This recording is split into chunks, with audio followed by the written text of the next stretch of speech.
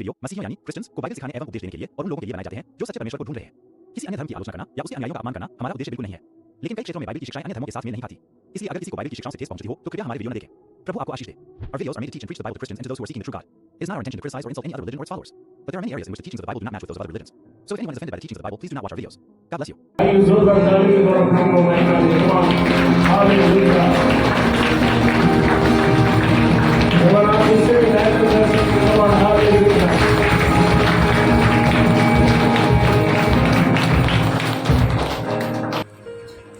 आप सभी को फादर्स डे की यानी पितृत्व के दिन की ढेर सारी शुभकामनाएं।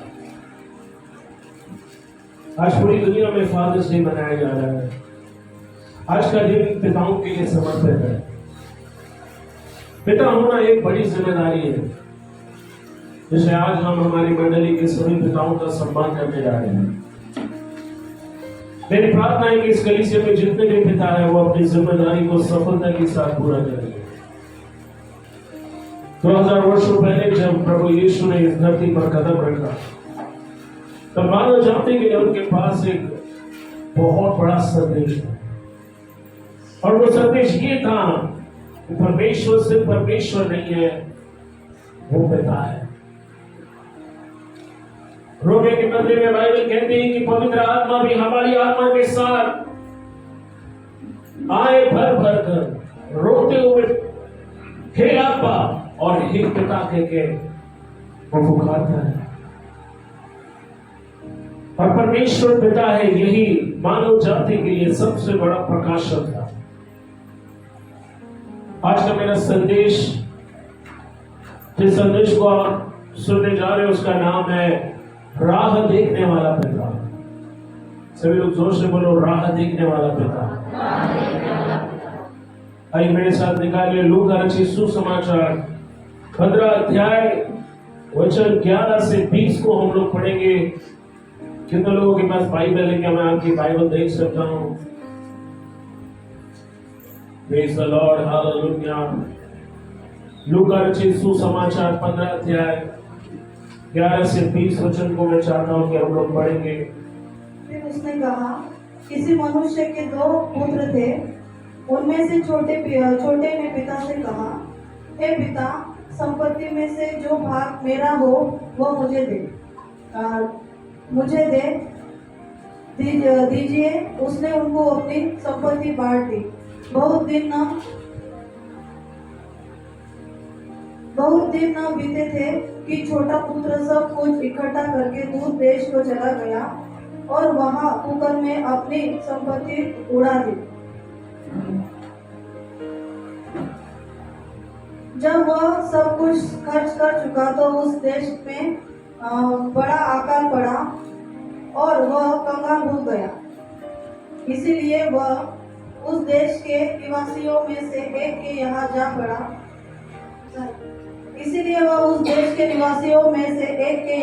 पड़ा। उसने उसे अपने खेतों में सूअर चराने के लिए भेजा। और वो चाहता था कि उन फलियों से जिन्हें सूअर खाते थे वो अपना पेट भरे, क्योंकि उसे कोई कुछ नहीं देता। वचन 17।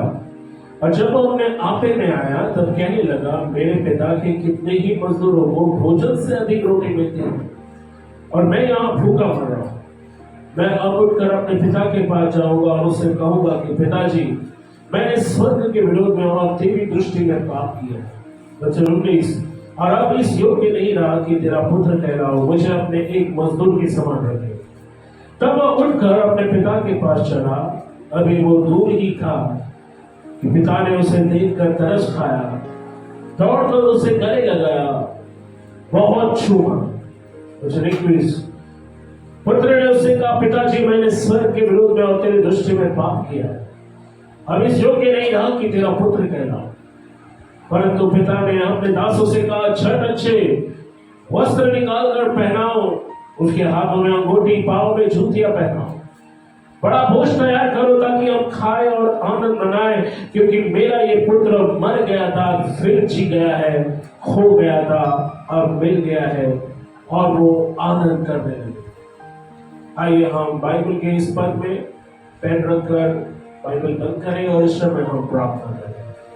परमेश्वर पिता, हम धन्यवाद करते हैं जैसे हम आपके वचन को सुनने जा रहे हैं। बोलने वाला मैं नहीं, आपका पवित्र आत्मा हो।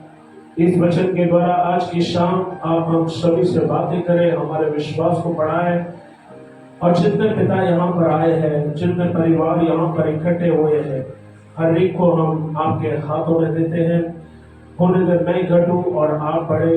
आपका वचन आत्मा और जीवन है, शरीर से कुछ भी लाभ नहीं। हाँ परमेश्वर, हम प्रार्थना करते थे वचन में और आत्मा में बढ़ने के लिए इस कलीसिया की आप सहायता करें। प्रभु यीशु, जो लोग आज अपने घरों में रह गए उन पर दया कर, वो बहुत जल्दी आ रहा है। और प्रभु ऐसा ना हो कि वो पीछे रह जाए। इस कलीसिया को तेरे आने के लिए तैयार करे। धन्यवाद यीशु, तू प्यारा परमेश्वर। हम आपको धन्यवाद देते हैं हमारे जीवन को हर एक बुराई से बचाने के लिए, हमें आप तक जीवित रखने के लिए, हमारी रक्षा करने के लिए, और इतने दूर तक आप हमें लेकर आए हैं। इसलिए आगे में आप भी हमें चलाएंगे। हम सारा आदर, महिमा और गौरव आपको देते हैं, और यीशु नासरी के नाम से हम प्रार्थना करते हैं। और सब लोग कहेंगे लूका रचित सुसमाचार के 15वें अध्याय में उड़ाऊ पुत्र के दृष्टांत में प्रभु यीशु ने परमेश्वर पिता के प्रेम को जो हमारे लिए है प्रकट किया है। आप देखो वचन 11 से 20 के पद में उड़ाऊ पुत्र के इस दृष्टांत में आपको उड़ाऊ पुत्र ये शब्द कहीं पर भी दिखाई नहीं देता। ओके, आप देखो, मुझे लगता है कि ये सिर्फ उड़ाऊ पुत्र के मन फिराने के विषय में नहीं, जैसे आप यहां पर जिसको हमने अभी पढ़ा, ये दृष्टांत उस पिता के बारे में भी है जिसने उम्मीद थी कि उसका भटका हुआ बेटा एक दिन वापस घर लौट आएगा। इसलिए मेरे संदेश का विषय है राह देखने वाला पिता। आज कितने पिता यहाँ पर है? क्या आप अपना हाथ उठा सकते हैं? एक आज का संदेश मेरे के लिए नहीं है, लेकिन जितने परिवार यहाँ पर आए हैं, आप सभी को प्रभु का वचन बहुत ध्यान से सुना है। तो हम इस दृष्टांत को उड़ाऊ पुत्र के रूप में जानते हैं। बड़ा ही प्यारा और मशहूर दृष्टांत है बाइबल का, और ये दृष्टांत उस पिता के बारे में भी है जिससे उम्मीद थी कि उसका भटका हुआ बेटा एक दिन वापस घर आएगा। अगर देखा जाए तो ये शब्द उड़ाऊ इस दृष्टांत में कहीं पर भी आपको नहीं मिलता। उड़ाऊ इस शब्द का अर्थ है अनावश्यक रूप से चीजों को बर्बाद करने वाला। उड़ाऊ इस शब्द को आप इस दृष्टांत में छोटे बेटे के साथ जोड़ते हैं, क्योंकि जिस तरह उसने अपने पिता की संपत्ति को उड़ा दिया पाप और कुकर में, इसीलिए हम इस दृष्टांत को उड़ाऊ पुत्र के रूप में देखते हैं। जब आप उड़ाऊ पुत्र के बारे में सोचते हैं तब सबसे प्रमुख विचार जो हमारे मन में आता है वो ये नहीं है कि ऐसा कोई संतान जो अपने पिता की संपत्ति को उड़ाता है, बर्बाद करता है, परंतु ऐसी कोई संतान जो परमेश्वर को और उसके घर को अपनी पीठ दिखाता है, जो परमेश्वर को और उसके घर को छोड़ देता है। आज ऐसे बहुत से उड़ाऊ पुत्र है, उड़ाऊ पुत्रियां हैं। आज ऐसे बहुत सारे संतानें हैं जो अभी भी एक ही छत के नीचे रहते हैं अपने माता पिता के साथ, परंतु उन्होंने अपने हृदय में पिता का घर छोड़ दिया। उन्होंने अपने और अपने माता पिता के बीच दूरियां बना ली। ये उड़ाऊ पुत्र शायद आज आप ही के साथ आपके घर में रहते हैं, जिन्हें चर्च आना पसंद नहीं, जिन्होंने चर्च आना छोड़ दिया, वो आज संसार में भटक चुके हैं, और आप मसीही माँ बाप होने के कारण आज भी इंतजार कर रहे हैं कि एक दिन आपके बच्चे विश्वास में वापस लौट आए।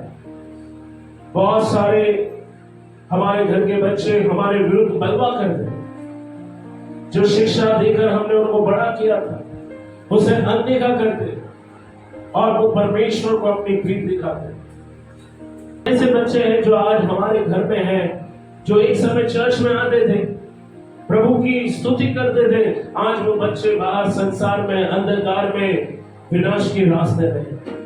कुछ बच्चे जो बचपन से प्रभु के साथ चल रहे, आज आप उनको प्रभु की सेवा करते हुए देख रहे हैं।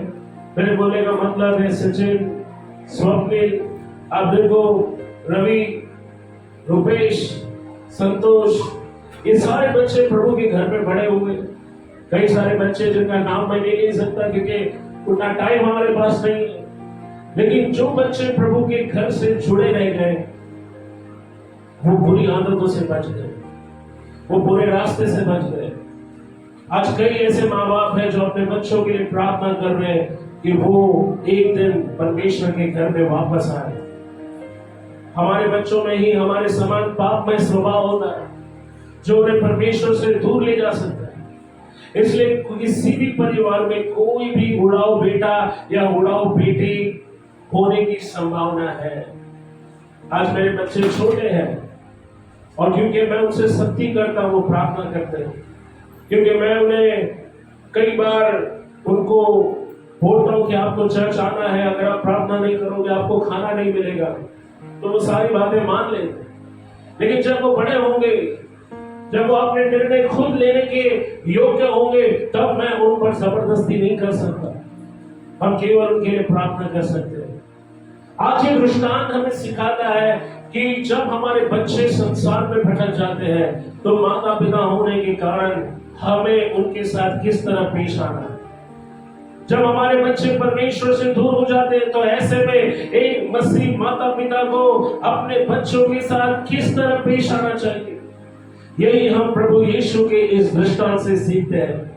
जब हमारे बच्चे प्रभु से दूर हो जाते हैं तब हमारी पहली प्रतिक्रिया होती है कि हम उन्हें डांटते हैं, उन्हें लेक्चर देते हैं, हम नाराज हो जाते हैं, हम चिंतित हो जाते हैं और अंत में हम हार मान लेते हैं। अंत में हम कहते हैं कि अब इस बच्चे का कुछ नहीं होगा, अब ये बच्चा कॉलेज जाने लग गया है, गलत दोस्तों के साथ गलत लाइन में चला गया है, अब कितना भी मैं डांटूं उसको कोई फर्क नहीं पड़ता, कितना भी पीटूं उसको कोई फर्क नहीं पड़ता, अब मैं करूं तो क्या करूं।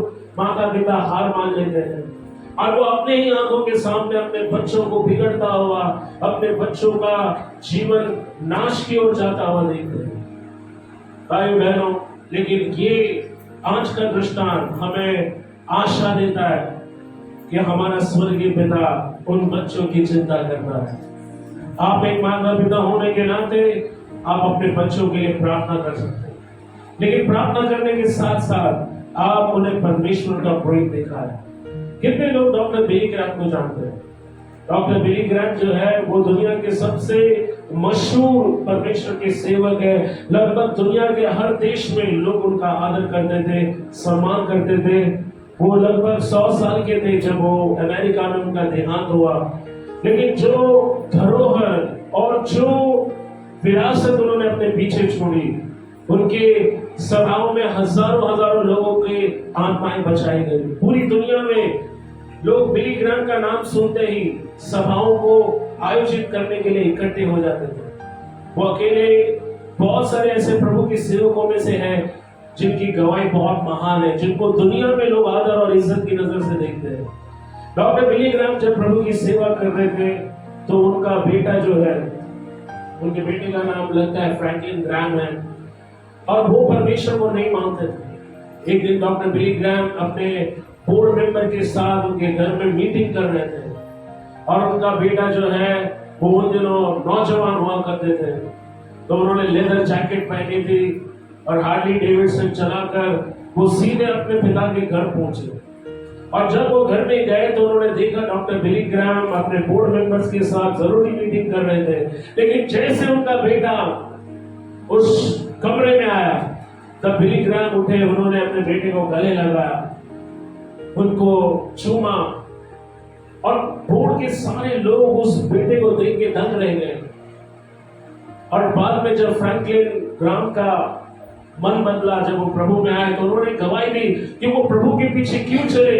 वो प्रभु के पीछे इसलिए चलना उन्होंने शुरू किया क्योंकि उनके पिता ने कभी भी उन्हें दोषी नहीं ठहराया, उन्हें हमेशा प्रेम किया, और उस प्रेम के कारण उनका बेटा भी संसार के रास्ते को छोड़कर यीशु के रास्ते में चलने लगा। भाइयों बहनों, हमें कभी भी अपने बच्चों के लिए हार नहीं मानना है।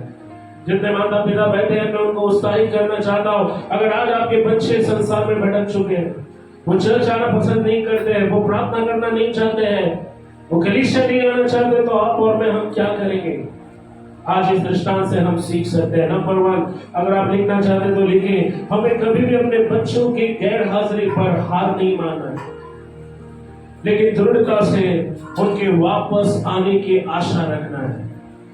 नंबर 1, हमें क्या करना है? हमें कभी भी अपने बच्चों की गैर उपस्थिति यानी गैर हाजिरी पर हार नहीं मानना है, क्योंकि वो चर्च नहीं आते हैं, इसलिए आप हार मत मानिए। आप दृढ़ता से उनके वापस आने की आशा रखें। इस दृष्टांत में जो पिता है वो आशावादी होने का सबसे अच्छा उदाहरण है। वचन 20 को स्क्रीन पर देखें। वचन 20 कहता है, बाइबल कहती है कि तब वो उठकर अपने पिता के पास चला।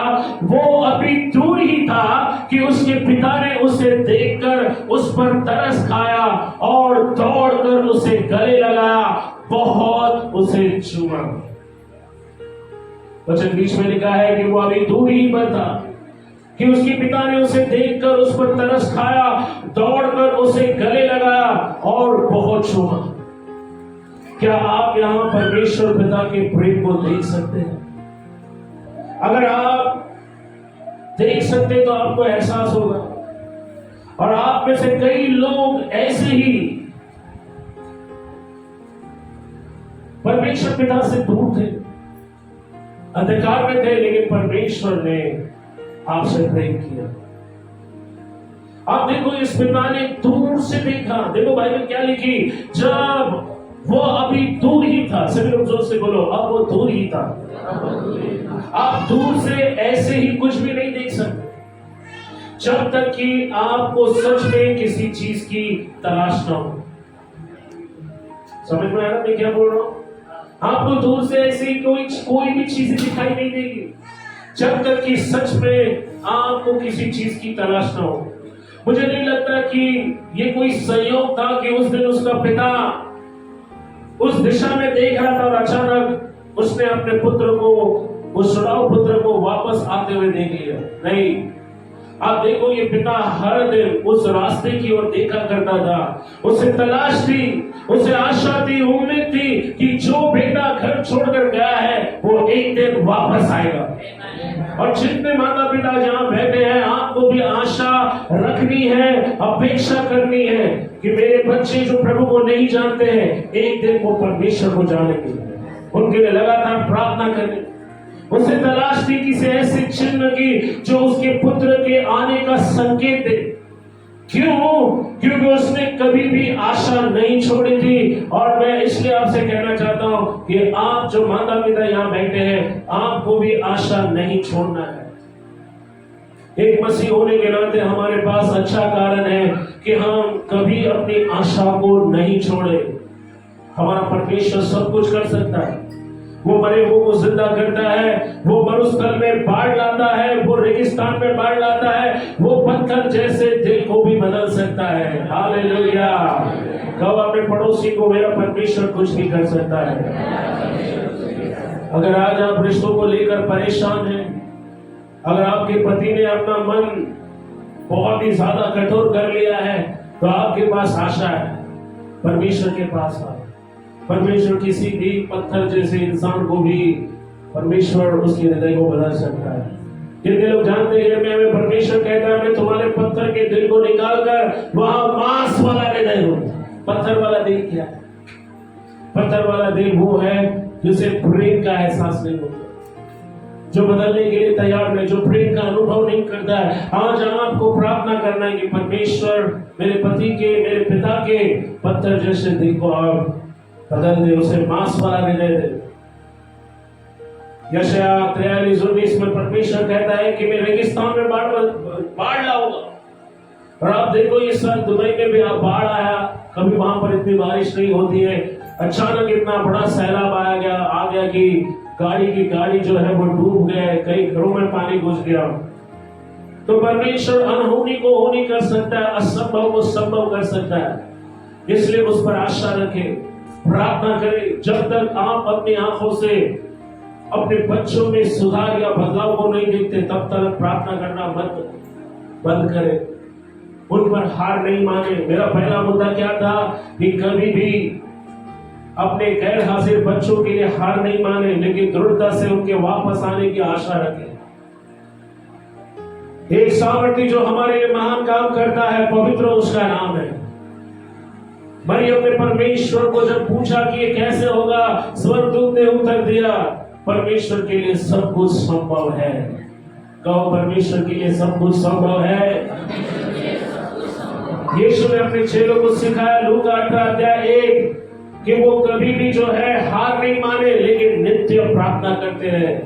उन्होंने एक विधवा स्त्री का उदाहरण दिया जो बार बार आकर एक दुष्ट न्यायाधीश के नाक में दम करती थी, और वो हर दिन उससे कहती कि मेरा न्याय चुका, मेरा न्याय चुका। लूका 18:1 में आप पढ़ सकते हो कि ये दुष्ट न्यायाधीश जो ना इंसान से डरता था ना परमेश्वर से, उसने तक घबरा कर कहा कि आज मैं इसका न्याय करूंगा, क्योंकि अगर मैं इसका न्याय नहीं करूं तो ये रोज आकर मेरे नाक में दम कर देगी। ये दृष्टांत यीशु ने हमें इसलिए सिखाया ताकि हम हार मानने के बजाय निरंतर प्रार्थना करें। अपने पड़ोसी को बोलो, मैं निरंतर प्रार्थना करूंगा जब तक मुझे संकेत नहीं दिखाई देता। कमान बोलो, जब तक मेरा परिवार बचाया नहीं जाता, जब तक मेरे बच्चे प्रभु को स्वीकार नहीं करते, जब तक मेरे परिवार का उद्धार नहीं होता, जब तक मेरा पति चर्च में नहीं आता। सभी बहने बोलो, अब प्रार्थना करना नहीं छोड़ेंगे। हालेलुया। नंबर 2, जब बुढ़ाओ बच्चे निकट आते हैं तब उनके लिए अपने प्रेम और दया को दिखाओ। हालेलुया। नंबर 2, जब बुढ़ाओ पुत्र निकट आते हैं तब उनके लिए अपना प्रेम और उनके लिए दया दिखाओ। वचन 20 को हम फिर से पढ़ेंगे। वचन 20 क्विकली। बाइबल कहती, जब वो दूर ही पर था तब वो पिता ने उसे देखकर तरस खाया और दौड़कर उसे गले लगाया और उसे बहुत चूमा।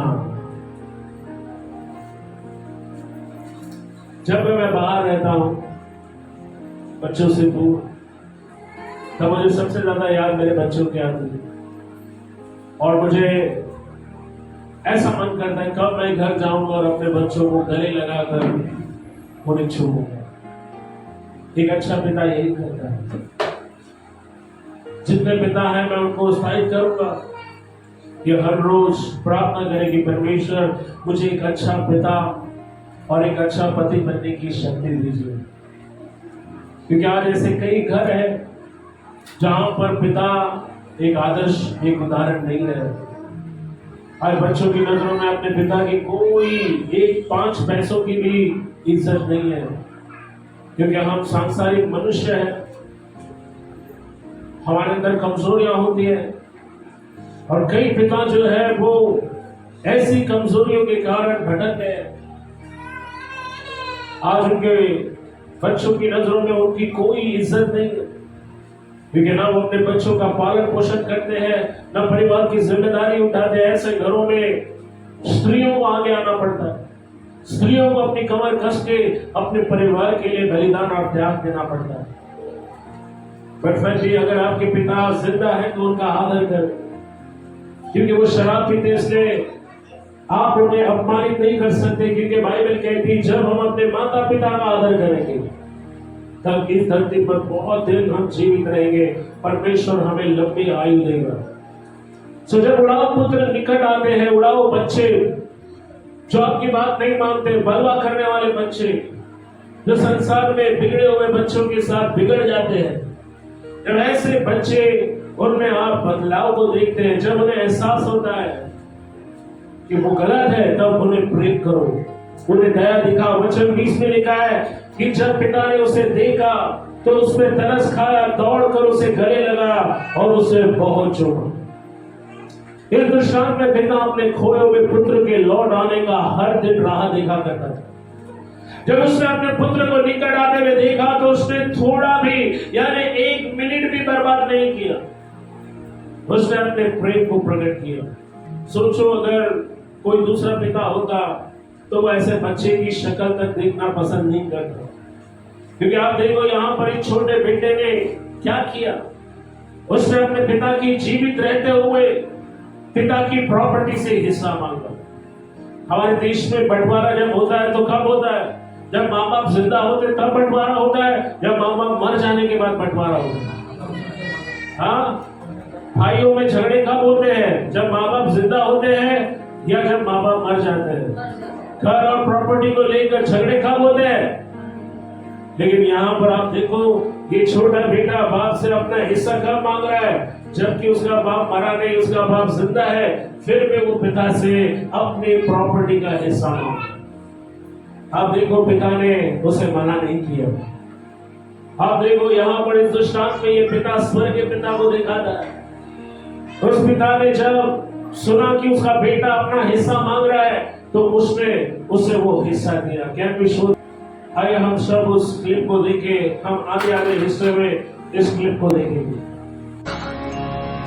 किसी मनुष्य के 2 पुत्र थे।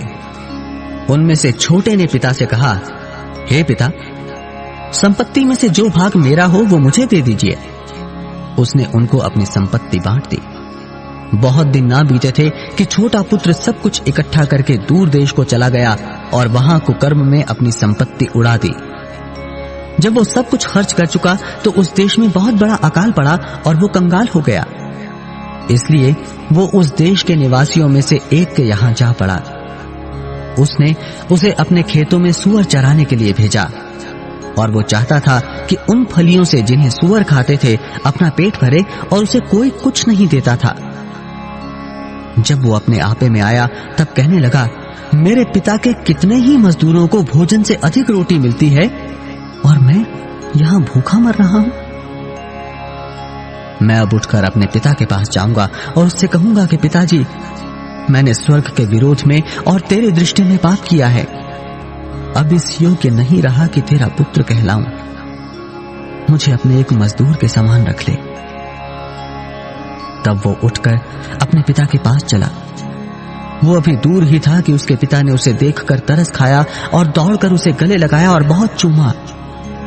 पुत्र ने उससे कहा, पिताजी, मैंने स्वर्ग के विरोध में और तेरी दृष्टि में पाप किया है और अब इस योग्य नहीं रहा कि तेरा पुत्र कहलाऊं। परंतु पिता ने अपने दासों से कहा, झट अच्छे से अच्छा वस्त्र निकालकर उसे पहनाओ और उसके हाथ में अंगूठी और पांवों में जूतियां पहनाओ और पला हुआ बछड़ा लाकर मारो ताकि हम खाएं और आनंद मनाएं, क्योंकि मेरा यह पुत्र मर गया था फिर जी गया है, खो गया था अब मिल गया है। और वे आनंद करने लगे। तो आप देखते हैं कि जब पिता ने देखा कि उसका बेटा वापस घर लौट आया है तो उसने 1 मिनट भी जाया होने नहीं दिया। जैसे उसने देखा वो घर में उसके कदम तक पड़े नहीं थे, वो रास्ते में ही था, और तब पिता दौड़कर उसके पास जाता है और उसे गले लगाता है। सोचो, अगर कोई दूसरा पिता होता तो वो शायद उम्र भर उसकी शक्ल नहीं देखता है, उसे घर में आने नहीं देता या उसे बहुत सारी खरी खोटी सुनाता। लेकिन इस पिता ने ऐसा नहीं किया। उसने एक क्षण भी नहीं गवाया। मेरे बोलने का मतलब क्या है? क्या आज हम अपने बच्चों को जीतने के लिए, अपने आत्मसम्मान को, हम हमारे अभिमान को बलिदान देने के लिए तैयार हैं?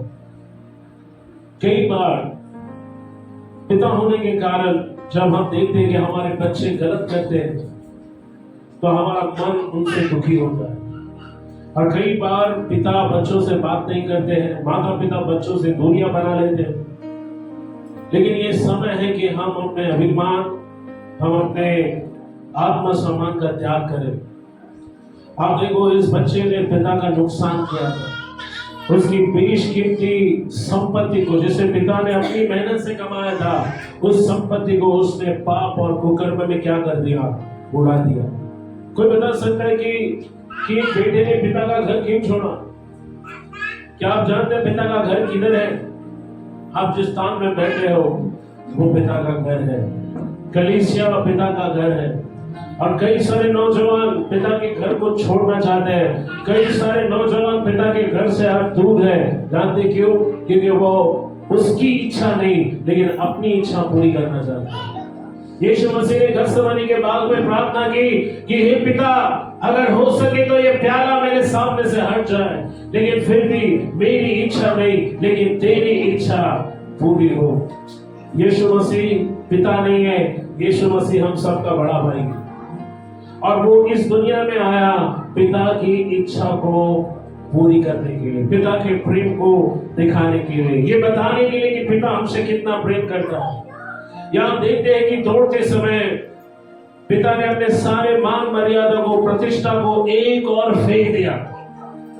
उसने ये नहीं सोचा इसने मेरा नाम खराब किया, इसने मेरी इज्जत को जो है, क्या बोलते हैं ना, मेरी इज्जत को उतार दिया। समाज में मेरी इज्जत थी, समाज में मेरा एक मान सम्मान था। कई बार जब लड़कियां घर छोड़कर भागती है तो माता पिता शर्म से किसी को घर मुंह नहीं दिखा पाते। इतने लोग समझने में क्या बोल रहे हैं, लेकिन जब ऐसे बच्चे घर वापस आते हैं तो क्या हम उन्हें गले लगाने के लिए तैयार हैं? जब बच्चे शराब पीना शुरू करते हैं या गलत आदत या गलत संगति में पड़ जाते हैं तो हमें किस तरह उनके साथ बर्ताव करना चाहिए? उन्हें मारना चाहिए, पीटना चाहिए, उन्हें खरी खोटी सुनाना चाहिए।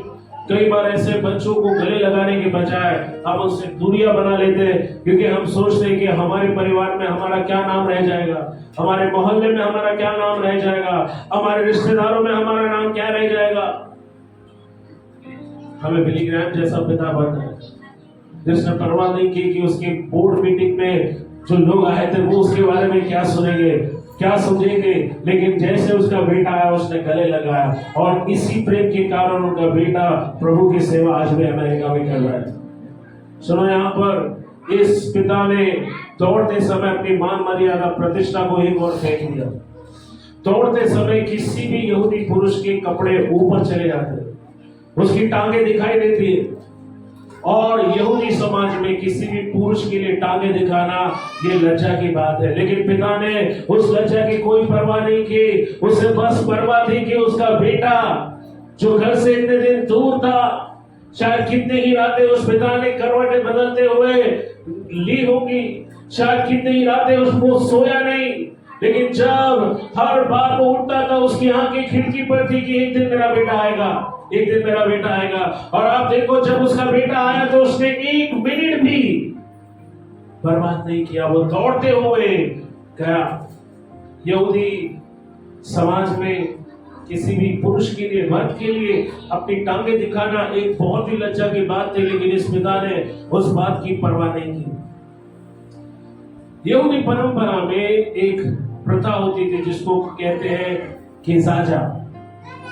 ओके, किजाजा इस प्रथा का मतलब होता है जब कोई भी बेटा अपना बाप का घर छोड़ देता है और वो अन्य जातियों के बीच जाकर रहता है। ये बेटा कहाँ गया? अन्य जाति के बीच। यहूदी लोग अन्य जातियों को जो है वो अशुद्ध मानते थे। आप देखो, इस कारण कोई भी लोग सामरी नगर में नहीं जाते थे, लेकिन यीशु मसीह सामरी नगर से होकर गया। और जब वो स्त्री कुएं पर यीशु से मिलने आई तो उसने देखा वो एक यहूदी है और उससे पानी मांग रहा है, तो उसने कहा, हे गुरु, तू यहूदी होकर मुझसे पानी मांगता है? उसने जवाब क्या दिया मालूम है? जो तुझसे पानी मांग रहा है, अगर उसके बारे में तुझे पता होता और तू उससे मांगते तो वो तुझे जीवन का पानी, तुझे जीवन जल देता है। आप देखो, जब भी एक यहूदी बच्चा अन्य जातियों में जाकर रहने लगता है, जब वो अपने परिवार की इज्जत को मिट्टी में मिला देता है, जब वो ऐसे काम करता है जिसकी इजाजत पवित्र शास्त्र में नहीं है, और ऐसा बेटा जब घर आता है तो जानते हैं उसके साथ कैसा बर्ताव होता है। व्यवस्था 21 अध्याय 8 से 21 वचन को, 18 से 21 वचन को आप घर में पढ़ सकते हैं। ऐसे बच्चे को मूसा ने आज्ञा दी थी कि उसको नगर के बाहर पत्थरवा करके क्या करे? मार डाले। ये मूसा का कानून था, मूसा का व्यवस्था थी कि अगर बेटा बार बार समझाने से भी अगर सुधरता नहीं है, वो गलत रास्ते पर चलता है, वो अपने माता पिता का अनादर करता है, परिवार की इज्जत को धूमिल करता है, गलत काम करता है, बार बार समझाने पर भी नहीं सुधरता है, तो नगर के जो वृद्ध लोग हैं वो पत्थर लेके ऐसे बेटे को क्या करे? मार डाले। जब ऐसा बेटा अपने माँ बाप को याद कर कर जब वापस आता है तो उसे नगर के द्वार पर पुर्नियों से यानी वृद्ध लोगों से मिलना पड़ता है। और ये वृद्ध लोग एक मटका लेते हैं और वो मटका उस लड़के के सामने नीचे जमीन पर पटक देते हैं। और जब वो मटका टूट जाता है तो वो ये दिखाता है कि अब इस बेटे का और उसके घर का कोई संबंध नहीं है, इस बेटे का और परिवार का कोई संबंध नहीं है। जैसे मटका टूट गया वो रिश्ता भी टूट जाता है। और उस बिगड़े हुए लड़के को लोग पत्थरवा करके क्या करते हैं, मार डालते हैं। यहाँ पर जब ये पिता दौड़ कर गया, उसने अपने बेटे को लोगों से पत्थरवा होने से भी बचाया। जब वो दौड़ कर गया तो उसे मालूम था कि समाज के लोग इस बिगड़े हुए लड़के को पत्थर से मारेंगे और वो नहीं चाहता था कि उसका लड़का मरे। और इसलिए उसने थोड़ी भी देरी नहीं की और वो अपने लड़के को जैसे उसने देखा वो दौड़ कर गया, उसे गले लगाया। अब देखो,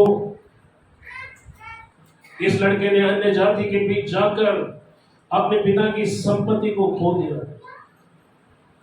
अब देखो, ये पिता जो है उसने अपने बेटे को न केवल न्याय से बचाया, लेकिन उसने अपने बेटे को उसका पूरा सम्मान, मान सम्मान उसको लौटाया। अब देखो, इस दृष्टांत में ये पिता दौड़कर अपने पुत्र को पथराव किए जाने से भी बचाता है। वो उस खोए हुए पुत्र को बचाने के लिए, उसे प्रेम दिखाने के लिए अपना सब कुछ दांव पर रख देता है। क्या आप अपने गुस्से को, अभिमान को एक और रख देंगे ताकि आपके बच्चे वापस प्रभु के रास्ते में आए? नंबर 3, जब बच्चे लौट आते हैं तब हमें आनंद के साथ उन्हें माफ करना चाहिए। वचन 21 से 24 को हम पढ़ेंगे जल्दी से, बहुत ही थोड़ा समय बचा है मेरे पास और आखिरी कुछ वचन है। वचन 21 से 24 को पढ़ें। पुत्र ने उससे कहा, पिताजी मैंने स्वर्ग के विरोध में क्या किया है? पाप किया है। हाँ, और तेरी दृष्टि में पाप किया है। यस। और अब इस योग्य नहीं रहा कि तेरा पुत्र कहलाऊं। अब इस योग्य नहीं रहा कि मैं तेरा बेटा कहलाऊं। हाँ, परंतु पिता ने अपने दासों से कहा, झट अच्छे से अच्छा वस्त्र निकाल कर उसे पहनाओ। झट अच्छे से अच्छा वस्त्र निकालो, उसे पहनाओ। और उसके हाथ में अंगूठी और पाँव में जूतियां पहनाओ। और उसके हाथ में अंगूठी और पाँव में क्या पहनाओ? जूतियां पहनाओ। अब सुनो यहाँ पर, हाँ आगे वचन 24। और पला हुआ बछड़ा लाकर मारो। हाँ, फिर उसने कहा पला हुआ बछड़ा लेकर क्या करो? मारो और हम खाए और आनंद मनाए। ताकि हम खाए और क्या करें? आनंद मनाए। क्योंकि मेरा यह पुत्र मर गया था, हाँ, फिर जी गया है। खो गया था, अब मिल गया है। सुनो यहाँ पर, और वे आनंद करने लगे। तो जब पुत्र अपनी गलती को मान लेता है तब उसे लेक्चर देने के बजाय, उसे खरी खोटी सुनाने के बजाय पिता उसे माफ करता है और उसके मिलने का आनंद मनाता है, जश्न मनाता है। जब हम अपने पाप को परमेश्वर के सामने मान लेते हैं तब स्वर्ग में भी इसी प्रकार का आनंद होता है। बाइबल कहती है जब एक पापी मन फिराता है तब स्वर्ग में एक बड़ी पार्टी होती है। हालेलुया। पिता आनंद से आपकी ओर देखता है क्योंकि आप अपनी गलती को मानते हो और परमेश्वर आपको क्षमा करता है। पहला यूहन्ना पहला अध्याय 8 और 9 और 10 वचन कहता है कि जब हम अपने पापों को मान लेते हैं तब यीशु का लहू हमें सारे पापों से शुद्ध करता है। यहाँ पर आप 3 भेंट देखते हैं, 3 चीजें पिता ने अपने उड़ाऊ पुत्रों को, खोए हुए पुत्र को दिया। वो 3 चीजें क्या थी? उसने नौकरों से क्या कहा? छठ सुंदर वस्त्र उसे पहनाओ। यहाँ पर आप सबसे पहले क्या देखते हैं? क्या देख रहे हैं आप लोग? हाँ, यहाँ पर आप एक यहूदी रोब यानी चोगी को देखते हैं यहाँ पर। और ये वो पोशाक है जो राजकीय अधिकार को दिखाता है। अब यहाँ पर ध्यान दीजिए, सबसे पहले पिता ने कहा उसे सुंदर वस्त्र पहनाओ। नंबर 2, उसे अंगूठी पहनाओ। ओके, सबसे पहले उसने क्या पहना, क्या दिया उसको? सुंदर कपड़ा। नंबर 2 क्या दिया? अंगूठी। नंबर 3 क्या दिया? दिखाई दे रहा है आपको स्क्रीन के ऊपर? नहीं, 3 चीजें पिता ने उन्हें दी। सोचो इसके बारे में। सुंदर कपड़े। जब खोया हुआ बेटा बाप के पास आया था तब उसके अंदर से बदबू आ रही थी। कितने दिन उसने नहाया नहीं था, स्नान नहीं किया था। ये बदबू किसकी थी मालूम है? क्योंकि उसका लड़का किसके बीच में रहता था, क्या काम करता था? और पवित्र शास्त्र में सूअर अशुद्ध प्राणी समझा जाता था। कोई भी यहूदी सूअर के नजदीक या सूअर को कोई व्यक्ति छूता तो वो उनके लिए अशुद्ध था। बाइबल में व्यवस्था में परमेश्वर ने जितने अशुद्ध प्राणियों की सूची बनाई उसमें सूअर भी एक है। कोई भी यहूदी कभी भी सूअर को पालता नहीं है, या अन्य जाति लोग थे जो सूअर को पालते थे। और देखो, आप देखो यहाँ पर कि सूअर, परमेश्वर ने सूअर को गंदगी खत्म करने के लिए बनाया है। ओके, सूअर आमतौर से गंदगी में दिखाई देता है। और ये लड़का भी कुकर्म में गया, कुकर्म में अपने पिता के सारे पैसे उसने उड़ा दिए। और जब पैसा खत्म हुआ तो उसने खुद को कहां पाया? सूअरों के बीच। सूअरों की हालत भी उस लड़के से अच्छी थी, क्योंकि सूअरों को खाने मिलता था, लेकिन इस लड़के को कोई कुछ खाने के लिए नहीं देता था। उसके मन में आता था कि ये फलियां जो सूअर खाते हैं कम से कम उससे उसका पेट भरे। लेकिन बाइबल कहती कोई उसे कुछ खाने नहीं देता था। तब उसे पिता की याद है। कई सारे नौजवान संसार में मजे करने के लिए चर्च आना बंद कर देते। कई सारे नौजवान संसार में गलत रास्तों में भटक जाते हैं। उन्हें प्रभु के पीछे चलना पसंद नहीं है। उन्हें शराब पीना, डिस्को में डांस करना, उन्हें नशा करना, उन्हें हर प्रकार के गलत काम करना अच्छा लगता है। लेकिन एक दिन उन्हें एहसास होगा कि वो जो कर रहे हैं वो गलत है। जैसे इस उड़ाऊ पुत्र के साथ हुआ। जब वो अपने आपे में आया उसे किसकी याद आई? उसे पिता की याद आई। उसने कहा मेरे पिता के घर में कितने ही नौकर पेट भर कर खाते हैं और मैं यहाँ भूखा मर रहा हूं। मैं क्या करूंगा? मैं यहाँ से बाहर निकलूंगा, मैं इस परिस्थिति से बाहर जाऊंगा, मैं वापस अपने पिता के पास जाऊंगा। क्या आपको मालूम है सबसे बड़ी हार क्या है? सबसे बड़ी हार है कि उस हार में बैठे रहना। और सबसे बड़ी जीत क्या मालूम है? हार में से उठकर बाहर आना। अगर आपके जीवन में आप किसी कारण से असफल हो, अगर आप अपनी पढ़ाई पूरी नहीं कर पाए, अगर आप एक अच्छे करियर की ओर नहीं बढ़ पाए, तो सबसे बड़ी असफलता, सबसे बड़ी नाकामी है उस नाकामी में रहना। इस पुत्र को एहसास हुआ कि वो जिस जगह में है वो उस जगह के लायक नहीं है। वो पिता के पास गया, उसे याद आया कि पिता के घर में कितने ही नौकर पेट भर के खाते हैं। और तब वो कहने लगा कि मैं पिता के पास जाऊंगा, उसके पैर पकड़ लूंगा और उसका बेटा कहलाने के लिए तो मैं लायक नहीं हूं। मैंने उसका नाम खराब किया, उसका पैसा बर्बाद कर दिया। अब मैं उसके पैर पकड़ूंगा और कहूंगा पिताजी, बेटा नहीं लेकिन मुझे अपना नौकर बना। देखो यहां पर सबसे सुंदर बात यहां आप देखते हैं। सोचो इसके बारे में। पुत्र ने परमेश्वर और परिवार का अपमान किया, निरादर किया, अपने कामों से बाप को जीते जी। अब देखो, बाप के जीते जी अपना हिस्सा मांग लिया, फिर उस हिस्से को कुकर में उड़ा दिया।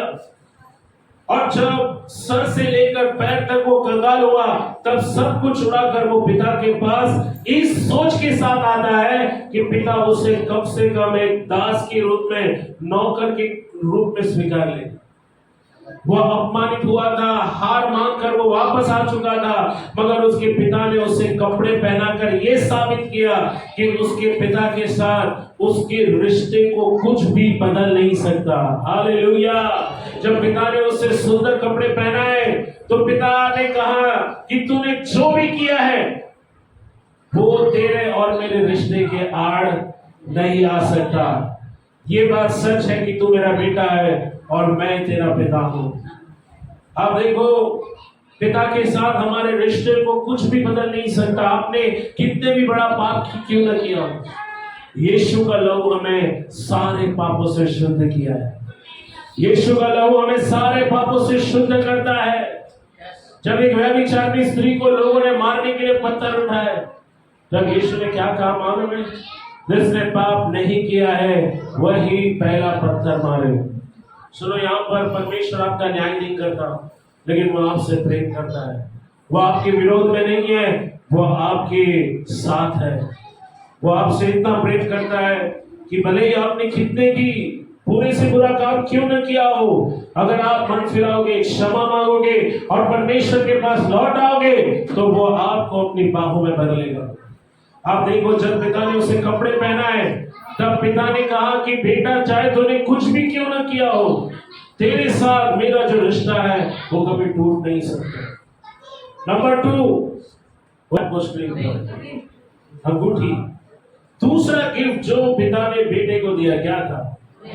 कमाल, जल्दी से बोलो, क्या था? अंगूठी। हालेलुया। अब मुझे बताइए, अंगूठी किसे दिखाती? आज भी शादी और दोस्ती की निशानी के रूप में हम एक दूसरे को अंगूठी पहनाते हैं। मसीह लोगों के लिए अंगूठी सबसे बड़ी निशानी है। हालेलुया। जब मेरा विवाह कविता से हुआ, तब मैंने उसे एक अंगूठी पहनाई जो मेरे प्रेम की निशानी है, और उसने मुझे एक अंगूठी पहनाई जो उसके प्रेम की निशानी। हम दोनों ये अंगूठी कभी नहीं उतारते, चाहे कुछ भी हो जाए। और इस अंगूठी को दाएं या बाएं हाथ में पहनाते। कौन से हाथ में पहनाते मालूम है? लेफ्ट को क्या बोलते हैं? हाँ, बाया बोलते हैं। क्या बोलते हैं? बाएं हाथ में क्यों पहनते हैं? क्योंकि ये जो उंगली है, जिसको रिंग फिंगर कहते हैं, उसकी नस सीधे दिल से जुड़ती है। हालेलुया। अंगूठी दोस्ती, अंगूठी कभी न खत्म होने वाले रिश्ते की वाचा का चिन्ह है। इसलिए जब भी एक दूल्हा दुल्हन शादी करते हैं, वो एक दूसरे को क्या पहनाते हैं? अंगूठी। उस अंगूठी के जरिए पिता उसे बोल रहा था कि पुत्र, भले ही मुझे आज फिर से छोड़ जाए, लेकिन ये अंगूठी तुझे मेरे बेशर्त प्रेम को हमेशा याद दिलाएगी। आपने नहीं सुना मैंने क्या कहा? जब पिता ने ये अंगूठी बेटे को पहनाई, उसने कहा, बेटा, भले ही तो आज फिर मुझे छोड़कर जाए, लेकिन ये अंगूठी हमेशा तुझे मेरे बिन शर्त प्रेम, यानी परमेश्वर जब प्रेम करता है तो उसकी कोई शर्तें नहीं होती। संसार में जब लोग प्रेम करते हैं तो उसके पीछे एक शर्त होता है। अगर तुम मेरी बात मानोगे तो तुमको प्यार मिलेगा, पैसा मिलेगा, सम्मान मिलेगा, आदर, इस घर में अच्छा स्थान। अगर मेरे खिलाफ गया तो आज से तुम्हारा मेरा कोई रिश्ता नहीं। इसको क्या बोलते हैं? स्वार्थ। संसार में जब लोग प्रेम करते हैं तो उसके पीछे स्वार्थ होता है।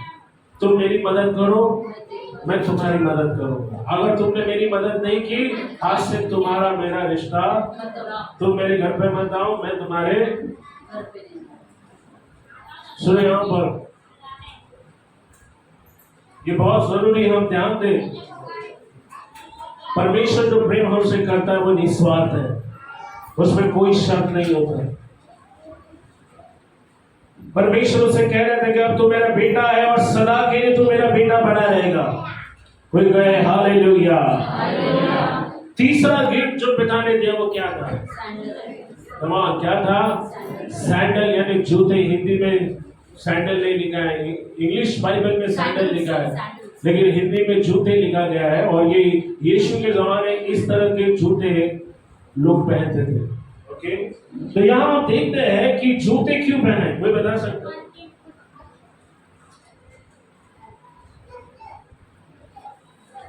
यीशु के दिनों में गुलाम और नौकर कभी भी जूते नहीं पहनते थे। जूते सिर्फ घर का स्वामी और जो घर का वारिस है वही पहनते थे। जब भी घर में मेहमान आते या घर का मालिक आता तो वो अपने जूते उतार देते, और गुलामों का काम था कि वो घर में आने वाले लोगों का पैर धोए। जब यीशु ने अपने चेलों के पैर धोए तो उसने आपको नम्र किया। उसने कहा, मैं गुरु होकर तुम्हारे पैर धोता हूं, तुम भी एक दूसरे के साथ वैसा ही करो। तो जूते जो है वो गुलाम लोगों को पहनने की इजाजत नहीं थी, नौकरों को जूते पहनने की इजाजत नहीं थी। केवल घर का स्वामी और जो वारिस है वही जूते पहन सकता था।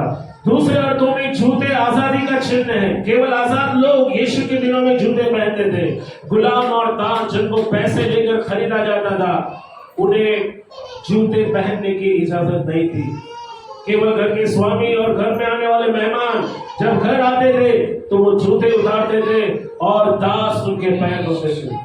जब पिता ने अपने पुत्र को जूते पहनाए, वो चिन्ह था कि बेटे अब तू पराया नहीं है, तू घर का वारिस है, तू अब भी इस घर का बेटा है, तू दास नहीं, तू स्वतंत्र है।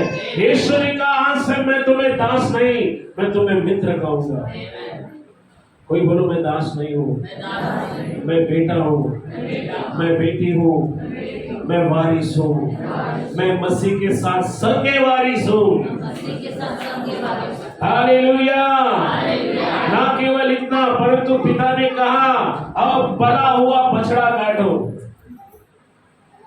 क्या कहा पिता ने? अब यहाँ पर इंटरेस्टिंग बात मैं आपको बताता हूँ। पला हुआ बछड़ा यहूदी लोग नहीं खाते थे, लेकिन उसे पाल कर मोटा करते थे। ये पला हुआ बछड़ा स्पेशल ओकेशन यानी खास मौके के लिए होता था। सुना ना, कुछ सीखने मिल रहा है हम लोग को।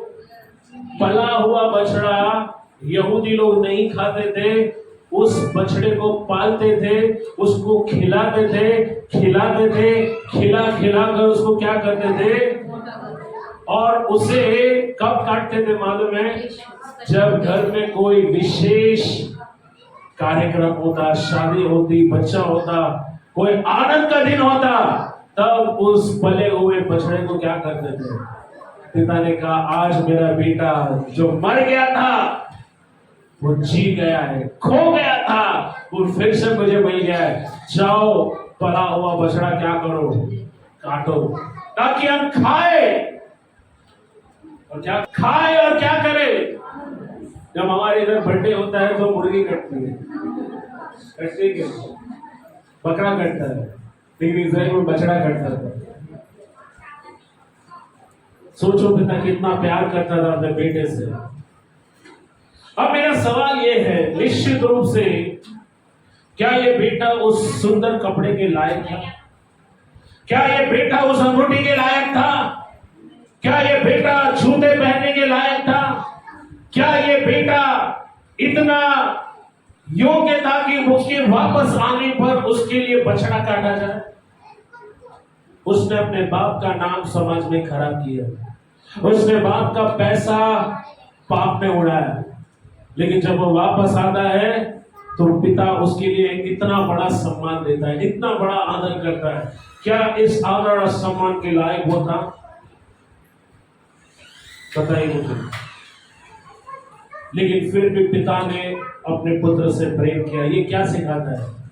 या ये तस्वीर है परमेश्वर की कृपा, उसके अनुग्रह की। बाइबल कहती है परमेश्वर ने जब हमने पाप किया, उसने हमारे पाप का दंड किसको दिया मालूम है? हमको नहीं दिया। उसने अपने पाप का दंड, हमारे पापों का दंड अपने पुत्र पर लाद दिया। उसका नाम यीशु मसीह है। आप देखो, ये एक तस्वीर है परमेश्वर के अनुग्रह की, उसकी कृपा की, कि वो हमारे साथ इसी तरह व्यवहार करता है। हम सबके दंड के, तो हम सबके सब दंड के योग्य थे, मगर हमें दंड देने के बजाय उसने हमसे क्या किया? क्या किया मेरी बहनों? क्या किया आपसे? उसने हमें दंड दिया, लेकिन उसने हमसे प्रेम किया। उसने अपने पुत्र को हमारे लिए बलिदान किया। वो हमसे कभी न खत्म होने वाले प्रेम से प्रेम करता है। वो अपने बेटे और बेटी की तरह हमें फिर से अपने पाँव में भरना चाहता है, हमें गले लगाकर छूटना चाहता है। जब हम पश्चाताप करके उसके निकट आते हैं तब वह हमें पूरी तरह क्षमा करता है, जो परमेश्वर प्रेम हमसे करता है। आइए वैसा ही प्रेम हम एक दूसरे से करें। Let's all